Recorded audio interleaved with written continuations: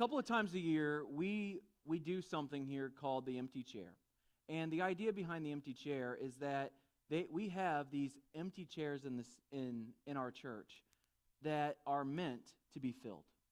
And Rachel, one of those chairs out there used to be empty. But now, every single Sunday, Rachel fills that chair because Jesus has done something powerful in her life. And this morning, she has agreed to share with you her testimony. Now, I want to warn you up front, this is the raw gospel, all right? It's not going to be pretty. It's not going to be easy. Rachel's lived through some things and had some experiences, but you know what? All of us have. So would you please give Rachel a huge hand to welcome her this morning?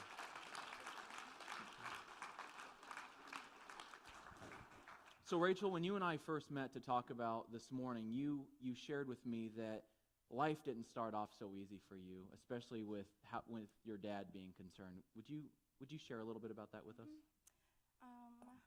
At the age of 1, my real father committed suicide in our home, in the bathroom, I believe. So I just left my mother with me, kind of searching. She was battling her depression and addictions, and that kind of just set the platform for everything.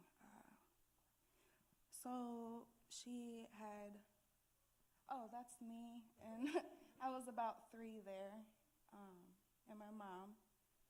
That was a little cute thing, but she met a man named Merle, which is this guy here. He's the man who raised me, who I call my dad. They were together for about 13 years. And at first, things were great. He owned his own business, had a lot of collectible cars, and, he had a good foundation, but he had addictions of his own. It was more recreational at that time. But with all the business and things, things were a lot more accessible for him and my mom. And we lived right across the street from a bar. My mom was drinking at the time, dealing with my dad's death. So everything just kind of fell into place for chaos. And it didn't take too many years for the house to start crumbling down. It turned into a full-blown crack house. There was traffic all day and night, 7 days a week. Nice people, crazy people, addicts, drug dealers. At all times, it was just a lot of traffic, a lot of things going on. My mom was most of the time drunk.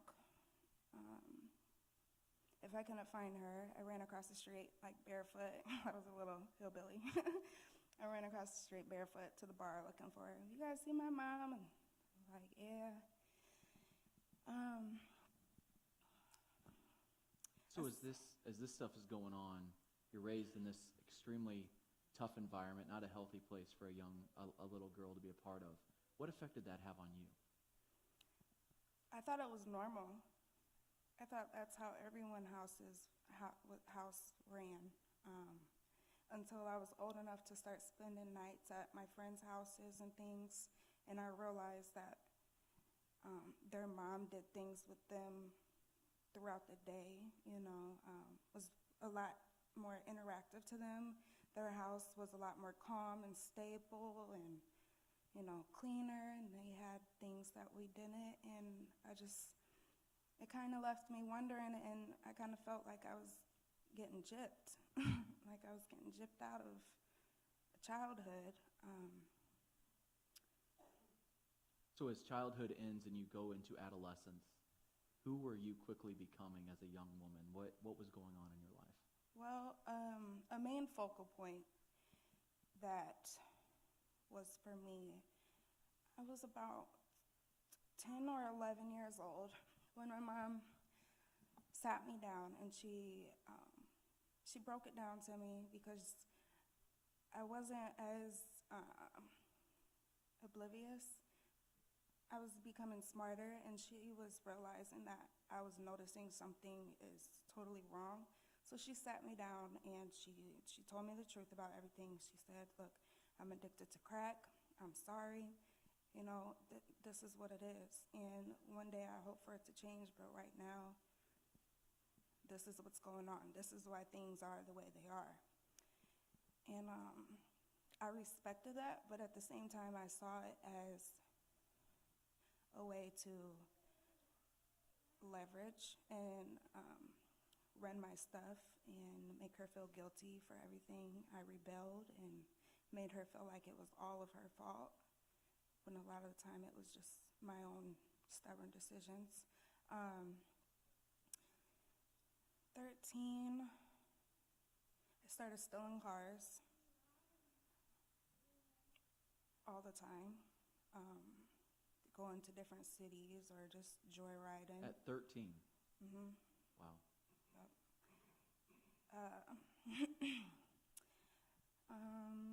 And I was pretty fast.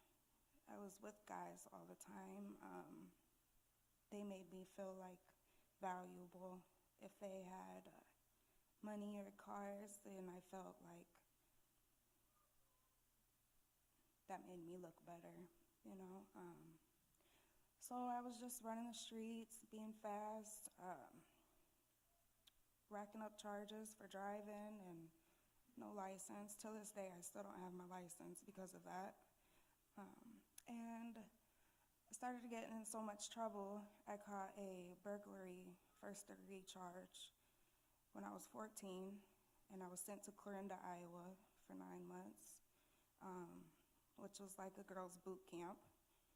I got out of there and did the same thing again, and my PO sent me to Toledo, Iowa, and I would do good there. I would just bloom, and I was really good in school. I got my GED program in one of the juvenile homes, and I scored top 10% in Iowa on my results.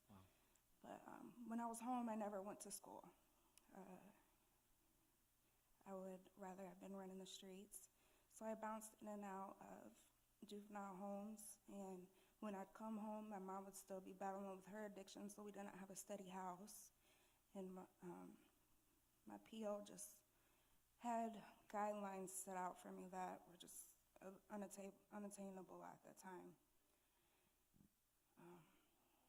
So you find yourself getting sent away for doing bad things, Mm-hmm. and then you realize when you're in these healthy environments that you can do things. Yeah, I You- did. You are smart, you're capable, you can do well, Yeah. but then you go home and you find yourself back where you were, Mm-hmm. and you just go right back into the same old stuff. Yeah, there has always been something inside of me that has been pulled to the fast life.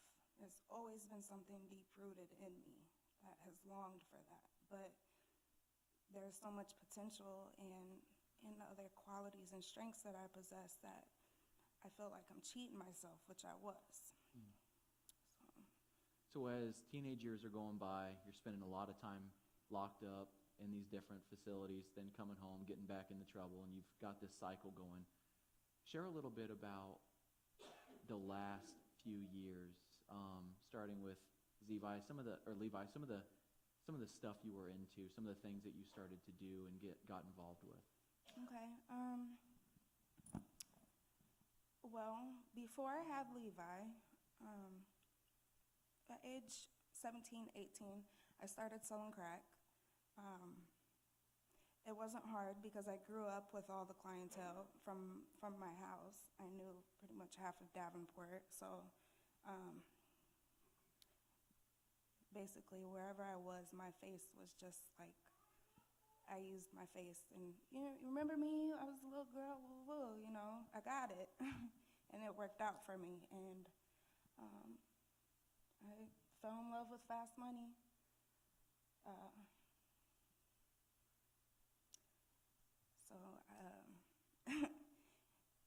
I sold crack for 4 or 5 years, and after I had Levi, I think there's one of me.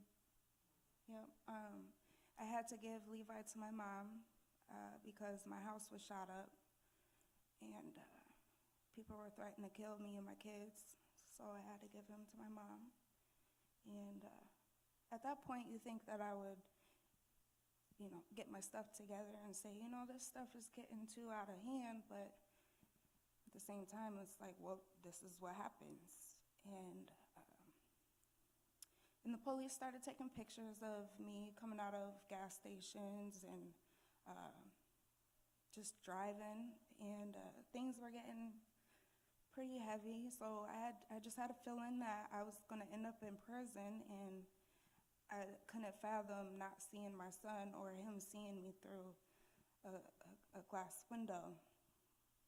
And so I stopped selling crack and I started prostituting because it was only a misdemeanor and it was 3 times the money. I really fell in love with that money, but after a while it started taking a toll on me. It started eating at my soul, and a lot of things have happened in that line of work. You had a couple of near-death experiences, didn't Yeah, you? one guy had burnt half of my face off with iron. The whole side of my face was just like red and white meat. My son told me I looked like a monster.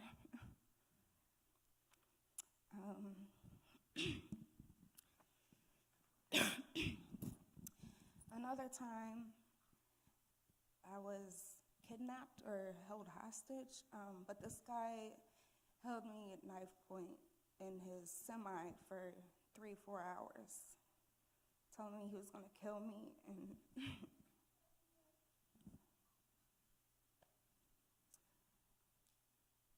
but God has been with me through all of this. I've had guns held to my head from strangers. I've been held up. People tried to rob me. Ex-boyfriends put guns to my head. The one who I thought was Levi's dad, he used to beat me daily. But I thought that, just let me catch my breath, So as all these things are going on, and you've left selling crack because you got to get the heat off of you, and you become a prostitute, but now that's having some of the same effects, almost worse effects. Like you said, it's eating your soul. Yeah. What was the next step for you then? What happened after that? Well, after I was just beat down and broken, and I felt like I was defeated, I was introduced to heroin. Which is kind of the end of the line drug, right? Yeah, pretty much. Like you said the other day, or someone said, well, I may do this, but at least I'm not doing heroin. I said that before too, and then I did heroin. I was addicted to heroin for 2 years. I had got my son taken away from me from DHS. My mama had him. I would do anything to get the money so I wouldn't be sick. It was a life of pure hell.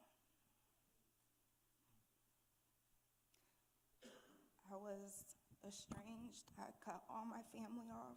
I didn't have any friends anymore. I overdosed 3 times. I died each time, and they brought me back. I turned into a person I never thought I would be. And so then something happened. God started moving through kind of an unexpected way. Yes, he did. What happened? I got pregnant with Ira, a little blessing. I got pregnant with him, and I just knew that was God. That was God telling me there's still hope. You can still change your life around, and you still have a purpose. And so when I got pregnant with him, I thought it was time to get my stuff together. So I checked into rehab, and when I went there, they couldn't do anything for me because I was withdrawing from heroin and I was pregnant. So for days, I was thrown up.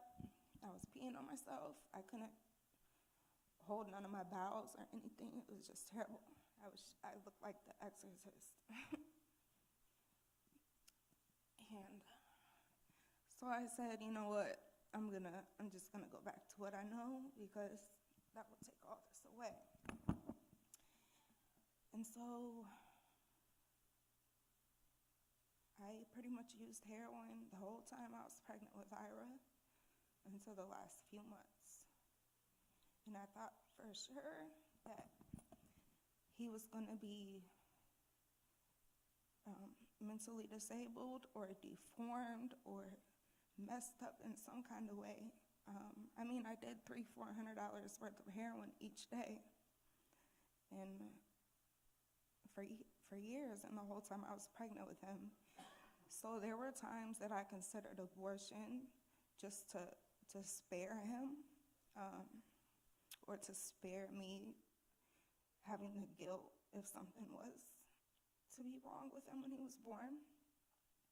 There was times that I tried to overdose or use enough heroin to kill him.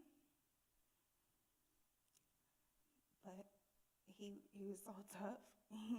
He stuck in there. I was kicked down a flight of steps, broke 3 of my ribs and fractured my foot, and he was still there. Wow. So then you got an invitation from your mom. Yes. My mom had been telling me about this church she found and how awesome it was. And I didn't know what to think about it because I had went to a few other churches with her, and the sermons were all right, but nothing really hit me. Nothing really touched home. And they were pretty much like mega churches and all the fancy lights and music, and it just wasn't personal enough for me. And I was still using at the time that she had brought me here, but it was kind of my final lap around with that.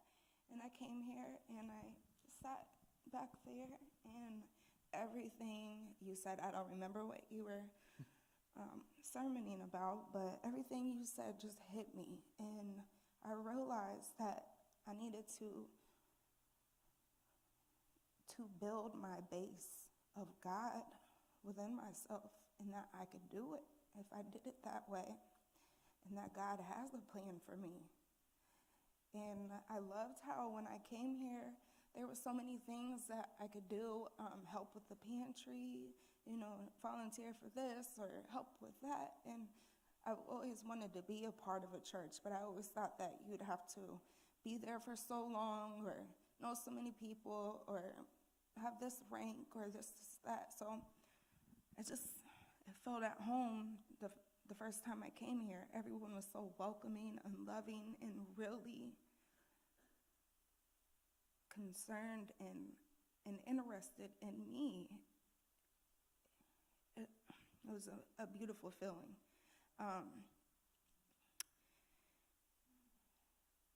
So I started coming. I went to CADS, and I got on intensive outpatient, and I got clean, and I've been coming here every Sunday since. Me and my mom just had the blessing opportunity to take care of my grandma. There's the new me and my mom. I just had the blessing, me and my kids. I get to do stuff with my kids. I have my kids. There's my beautiful grandma. We had the blessing to take care of her. And I've grown in so many ways of all the trials and tribulations of being able to take care of her. She had dementia and declining health. So there were a lot of things that I had yet to learn. And me and my mom, we were such a good team. I'm so proud of ourselves. You should be.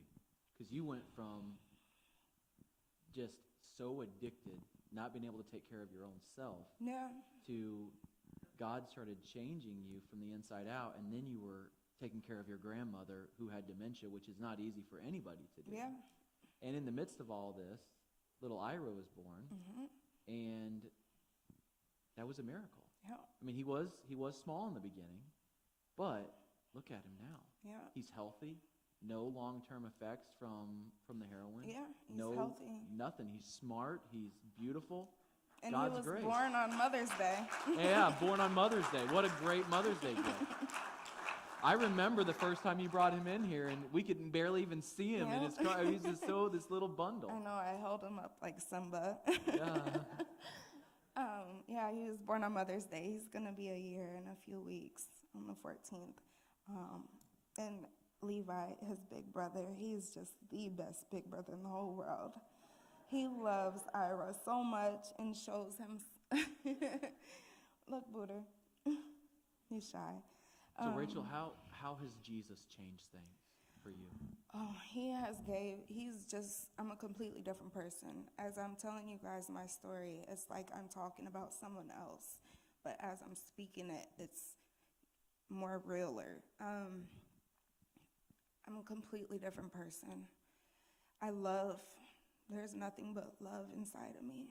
I love my family. I love my church family. I love all of you. I just want to help people in any way. I'm more patient. I'm a good mom. I don't put anything bad into this world anymore. I try not to. I look to God for everything. When in the mornings when I wake up, me and my mom, we dive right into the Bible and we start doing our readings. These are my Saturday nights now. And I love it. I love it. What would you say is the biggest difference between you right now and who you were a year and a half ago at this time? I'm no longer lost. I'm found. That's awesome.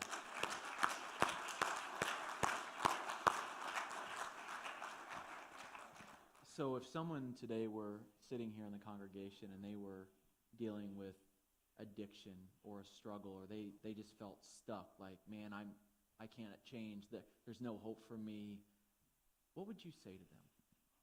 I once thought all of that and then some. God is just waiting. He's waiting for you to give it to him. He will show you a whole new way of living, and life can be beautiful. It's never too late. Never too late. My mom got clean when I was 18, and I thought that was a little too late. If she would have got clean when she did, then I would never have this foundation. I would have thought that's all there is to life.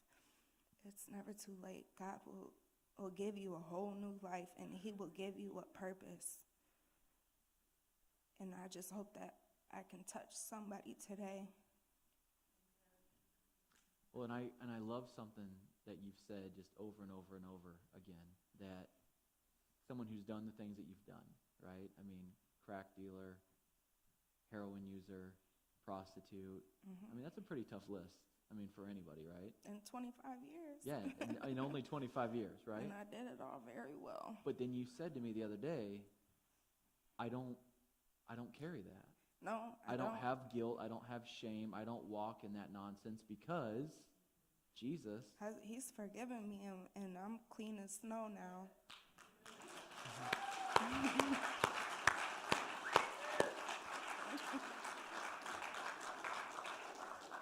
So what's next? What's the next chapter of the Rachel Hunter story? Well, I got my kids dedicated, so that was a big part. I just want to share my story. I want to go places.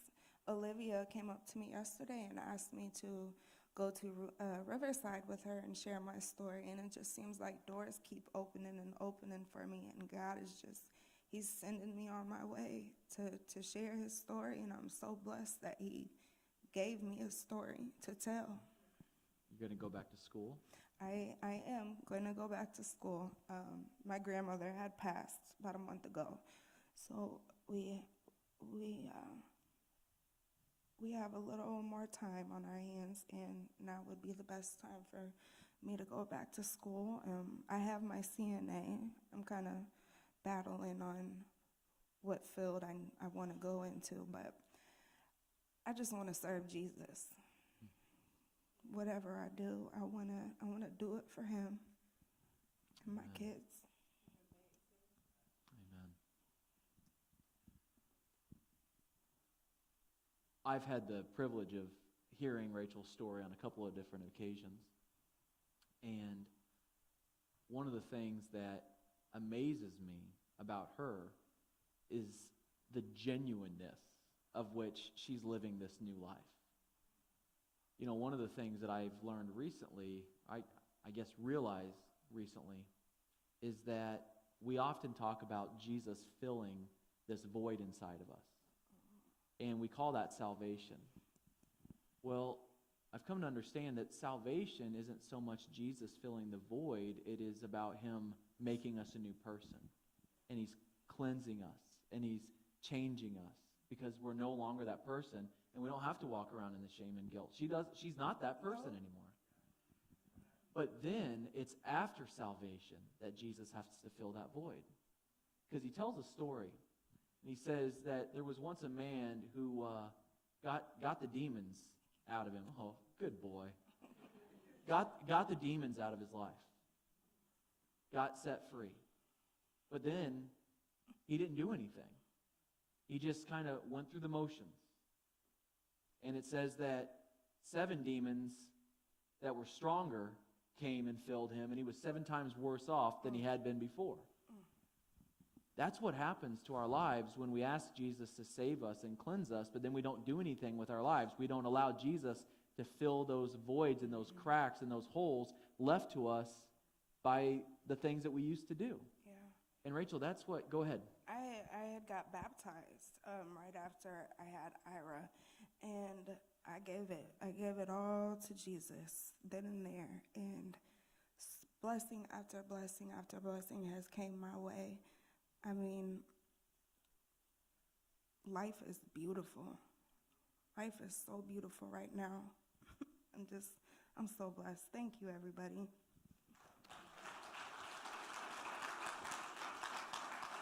So what we have to do this morning then, right, is give you an opportunity.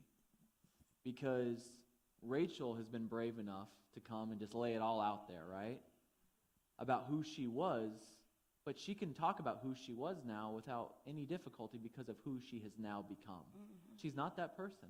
She's a new creation. But if you're here today and you're hearing her story, you know, maybe you can relate. Maybe you've done some of these things. Maybe you have this level of addiction, or maybe you don't. Maybe you didn't never do heroin or crack or prostitute yourself, but you've got other issues in your life that are holding you back, other things that you're ashamed of, other things that are preventing you from living God's purpose for your life. You just heard one of the greatest stories I could ever present to you of God's power. You see, the power of God is salvation. The power of God is not only forgiveness, but it's forgiveness that is so thorough and so complete that you cease to be who you were and you become someone new. Mm-hmm. Someone with new purpose, with new meaning, with new value. Rachel's going on to big and great things because she's filling her life with Jesus. And she's allowing Jesus to live and work through her. I have no doubt that the stages in which Rachel is going to share her story are going to get bigger and bigger and bigger. Because now she's told the Lord, it's no longer about me. Yeah. It's about you. I want to live for you. Would you bow your heads this morning? If you're sitting there and the Holy Spirit is he's stirring you, And He's saying to you, it's not too late. It's not too late. It doesn't matter what you've done. It doesn't matter what you did on the way here. Rachel came here the first time addicted to heroin. It doesn't matter how horrible of things you've done. You've heard the things that she shared about her baby. It doesn't matter. I can save you. I can heal you. I can set you free. There's no drug harder to come off of than heroin, and she is free. For almost a year, she has been free of heroin. Over a year she's been free of heroin. There is nothing Jesus cannot set you free from. If you, like Rachel, need Jesus, whether you need to come back to Him this morning or you've never had a relationship with Him, would you raise your hand? Just be brave. Take a stand and be brave. Raise those hands high. There's hands going up all over this room. Well, I'm going to ask you to take a second step this morning if your hands are up. Would you stand to your feet this morning? Nobody's looking at you right now. Nobody's going to see you. Would you please stand up? If you raised your hand, stand up. Be brave. Be brave this morning. Take that step. If your hand's up, go ahead and stand up to your feet.